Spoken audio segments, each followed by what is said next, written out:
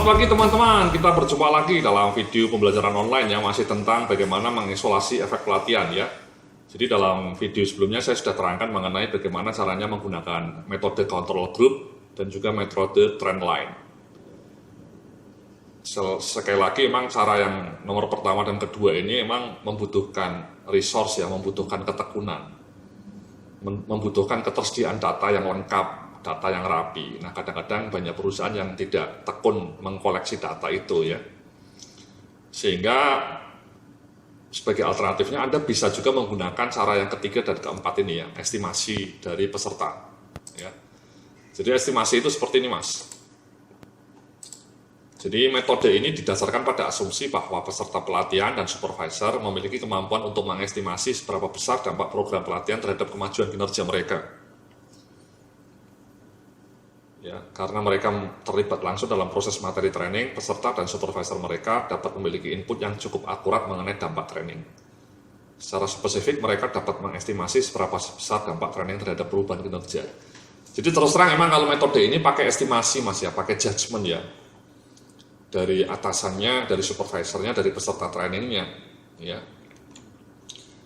Jadi misalnya ditanya seperti ini Mas ya, dalam peningkatan kinerja ini menurut estimasi Anda berapa persen kira-kira peran atau kontribusi dari program pelatihan yang telah Anda ikuti? Apa faktor lain yang berkontribusi terhadap peningkatan kinerja ini? Berapa persen sumbangannya? Contohnya seperti ini Mas. Nah ini Mas ya. Misalnya ini katakanlah data kinerja pelatihannya terdapat peningkatan produktivitas karyawan gitu ya. Setelah training mengenai productivity management, rata-rata kinerja karyawan menjadi lebih meningkat ya, produktivitasnya. Nah kemudian kita lacak berapa sumbangan program pelatihan ya, kontribusinya cuma 10% menurut peserta ya, karena ada faktor lain, ada perubahan prosedur kerja, ada revisi terhadap pola insentif, jadi karyawannya menjadi makin produktif ya Mas ya, Mbak ya. Atau mungkin mesin-mesinnya diperbaharui ya, lebih canggih sehingga menjadi makin tinggi produktivitas karyawannya. Lainnya yang tidak diketahui mungkin 5%. So this is it Mas ya, ini memang judgement pakainya Mas ya. Karena saat itu kita menganggap ada faktor-faktor lain yang berkontribusi terhadap peningkatan produktivitas karyawan. Bukan hanya training mengenai productivity management. Sumbangan training kita estimasi hanya 10% ya. Estimasi yang konservatif menurut saya, konservatif ya. Dan karyawan lain atau pesertanya menganggap mesin itu lebih banyak punya peran terhadap peningkatan produktivitas karyawan di pabrik misalnya. Insentif juga punya peran penting. So this is it Mas. Ya, jadi Anda pertama-tama harus mencoba melacak apa sih faktor-faktor yang menyumbang terhadap kinerja itu. Ya, apakah ada hal-hal lain yang terjadi setelah training yang dianggap oleh tim Anda, dianggap oleh Anda punya peran terhadap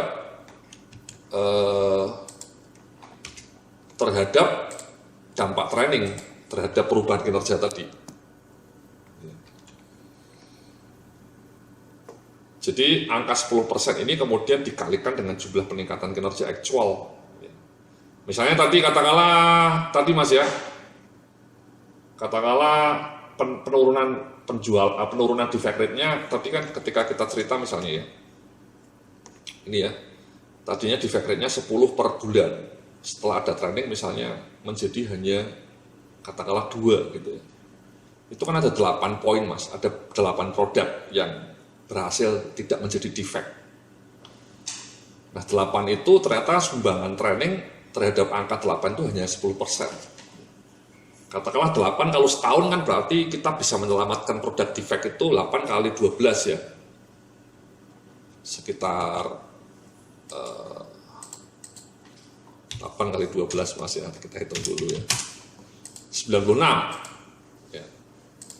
Jadi setelah ada training mengenai quality management, defect rate-nya menurun menjadi 96 unit bisa diselamatkan ya. Nah setelah kita lacak ternyata perubahan defect rate itu terjadi karena ada mesinnya ya, mesinnya menjadi lebih canggih, defect-nya turun. Insentifnya mungkin diperlakukan kalau Anda bikin defect rate Anda akan kena penalti ya. Kemudian prosedur kerja mesinnya juga dirubah. Kemudian ada program pelatihan. Nah, pelatihan dari 96 defect rate yang bisa diselamatkan menyumbang hanya 10%, berarti itu ekuivalen dengan 9,6 produk. Jadi seperti itu, Mas. Ya. Jadi sama, Mas, kalau misalnya atasan sama ini ya, yang ketiga ini ya sama ya. Jadi estimasi peserta sama atasannya ya. Mirip itu estimasi intinya. Ya. Jadi sekali lagi estimasi itu cara yang sederhana, yang mudah. Ya, Anda tinggal coba melacak berapa perubahan kinerjanya dan kemudian berapa sumbangan dari training itu. Ini cara mudah ya, Anda tidak perlu bikin control group, Anda tidak perlu bikin trend line. Anda tinggal bandingkan data actual dengan, tapi tetap Anda harus mengumpulkan data actual, Mas. Data sebelum training sama data setelah 6 bulan setelah training Anda tetap kumpulkan. Jangan tidak dikumpulkan karena itu kuncinya. Kalau datanya tidak ada ya Anda mau apa, mau bandingin apa. Ya. Ingat tadi ya, di flow-nya ini kan ada kumpulin data dulu, Mas. Ya, ini datanya harus dikumpulkan, apapun caranya. Data setelah misalnya Anda bikin training mengenai quality management, ya data mengenai defect rate kumpulkan. Setelah Anda bikin training mengenai customer service misalnya, ya data komplain pelanggan Anda kumpulkan before and after training. Baru setelah itu Anda isolasi. Misalnya jumlah komplainnya menurun dari tadinya rata-rata per bulan 10 komplain menjadi hanya 2, itu kan perbedaannya signifikan, Mas ya, turun 8 kali. 8 kali 12 kan 96 kali jumlah komplainnya turun. Selama setahun Anda bisa menghemat biaya untuk mengurus komplain sampai 96 kali. Nah 96 itu berapa sumbangan training? Mungkin hanya 20%-nya atau 10%-nya, itu namanya estimasi. Nah setelah itu Anda konversi menjadi rupiah. Oke? Seperti itu, Mas ya. Clear ya.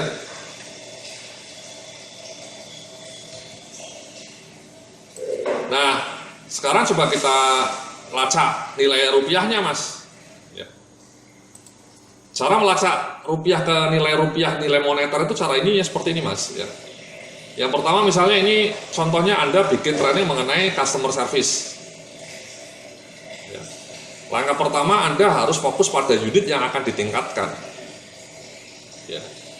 Dalam hal ini data yang mau ditingkatkan adalah jumlah keluhan pelanggan. Diharapkan turun setelah adanya program pelatihan. Ya. Kemudian menentukan nilai setiap unit. Ini kunci nih. Menggunakan tenaga ahli internal, kita bisa memperkirakan biaya rata-rata untuk menyelesaikan satu keluhan pelanggan hingga tuntas diperkirakan sebesar 5 juta. Ya, ini kunci juga ini, Mas. Ya, data ini harus Anda dapatkan. Berapa sih biaya untuk menangani keluhan pelanggan? Itu ternyata kalau kita ukur itu mahal, Mas. Karena Anda pakai biaya tenaga kerja kan. Mungkin untuk menyelesaikan keluhan pelanggan Anda butuh 3 orang ya. 1 orang dari front office, 1 orang mungkin dari maintenance ya, kemudian juga datang ke tempat pelanggannya, dia nyervis, kemudian biaya tenaga kerjanya mungkin operatornya 1 ya, maintenance staffnya, maintenance operatornya 2 datang, teleponnya, listriknya, biaya transportasinya, itu semua kalau Anda perkirakan satu keluhan pelanggan itu bisa habis sampai 5 juta hingga tuntas ya. Itu yang harus dilacak ya. Oke. Nah, setelah Anda tahu biaya unitnya, kemudian coba lacak di bagian berikutnya. Anda menghitung perubahan data unjuk kerja atau data kinerja ya. 6 bulan setelah program customer service selesai, jumlah rata-rata keluhan pelanggan per bulan turun sebanyak 20 kali. Dari 30 menjadi 10 komplain. Ya. Kata belasan peserta memberikan estimasi bahwa kontribusi pelatihan atas penurunan itu adalah sekitar 20%. Sehingga jumlah yang disumbang oleh adanya pelatihan bagi penurunan keluhan pelanggan adalah 4 kejadian per bulan. Ya. Ini data ini harus dikumpulkan Mas ya. Setelah 6 bulan Anda lacak. Before training misalnya dulunya 30 per bulan. Setelah ada customer service, kitanya proaktif, jumlah komplainnya hanya menjadi 10. Ya. Sehingga kan turun 20 kali itu Mas. Ya. Nah ternyata setelah Anda lacak dengan menggunakan metode estimasi, diestimasikan sumbangan training 20%. Ya, mungkin ada faktor-faktor lain ya. Faktor misalnya prosedurnya dirubah, atau mungkin faktor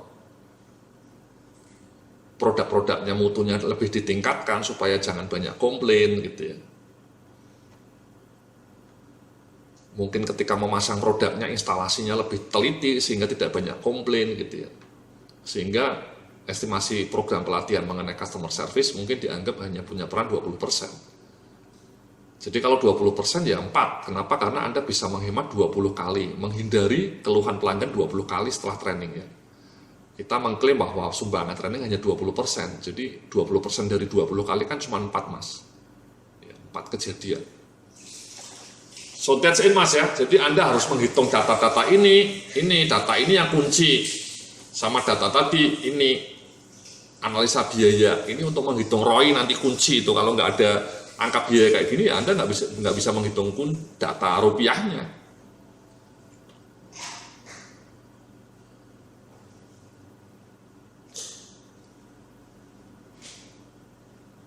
Nah setelah itu Anda kemudian lacaklah perubahan tahunan ya. Artinya setelah setahun ya, misalnya tadi mulai 6 bulan setelah training menjadi trennya hanya 20 kali komplainnya ya, dari 30 menjadi 10 komplain ya, bagus. Nah itu kan kalau disetahunkan itu kan signifikan Mas ya. Kalau disetahunkan, jadi sekali lagi ini ada 30 Mas ya, dari 30 menjadi 10 komplain. Sumbangan training hanya 4 kejadian Mas ya, 6 bulan setelah training. Nah 4 kejadian per bulan. Kalau disetahunkan, kan lumayan bagus Mas, lumayan signifikan ya. 4 kejadian per bulan kelihatannya nggak banyak ya. Tapi kalau disetahunkan dalam dihitung menjadi setahun, ya ini kan impact training ini kan biasanya lebih permanen Mas. Jadi setelah training customer service-nya selesai, setelah 3 bulan dilacak, di-remind ya. Sekali lagi jangan lupa di-remind terus, supaya pesertanya menjadi aware mengenai materi training, sehingga persis setelah 6 bulan training itu terjadi penurunan tren keluhan pelanggan dari 30 menjadi 10. Jadi ada 20 kali penurunan. Dan sumbangan training hanya 20%. Ya, hanya 20%. Ya. Sehingga itu ekuivalen dengan 4 kejadian per bulan. Kenapa? Karena 20% dari 20 kali kan hanya 4 kejadian. Nah itu sekali lagi kalau 4 kejadian per bulan kan kesannya sedikit Mas ya, 4 kejadian saja per bulan. Tapi kalau itu disetahunkan, maka dalam setahun jumlah penurunan keluhan akibat training adalah 48 kejadian. Dari mana 48? Ya 4 kali tadi, kali 12. Nah penghematannya berapa? Nah, tadi kita sudah paham bahwa biaya menangani keluhan pelanggan itu 5 juta per keluhan. Maka jumlah penghematan yang bisa diraih setelah program pelatihan adalah 48 kejadian kali 5 juta, 240 juta. Inilah nilai penghematan yang disebabkan oleh training Mas. Rupiah ini didapat, bisa kita grab, ya, 240 juta. Lumayan signifikan lah. Ya. Jadi sekali lagi 240 juta itu hanya bisa Anda dapatkan kalau Anda tahu data keluhan pelanggannya turun berapa ya, dari berapa sebelum training menjadi berapa setelah training, ya, berapa persen, ya, 20%, Ya, itu ekuivalen dengan 4 kejadian. Dan yang tidak kalah penting ini biayanya Anda tahu. Ya, biaya untuk menyelesaikan satu pelanggan itu 5 juta. Ini juga harus Anda ketahui, Anda lacak. Ya. Kalau Anda tidak punya data ini, ya, Anda tidak punya data ini, ya, berapa setelah training, Anda tidak punya estimasinya, tidak bisa mengisolasi efek training, ya sudah, Anda nggak bisa tahu return on investment, Anda hanya tidak bisa melakukan konversi ke ROI, Mas. Jadi itulah, Mas, ya, step-step ketika Anda mau menghitung, mengubah data ke nilai moneter atau nilai rupiah. Ya, nanti dalam video berikutnya saya akan ceritakan bagaimana cara menghitung ROI-nya setelah angka-angka ini ketemu. Terima kasih, sampai jumpa dalam video berikutnya.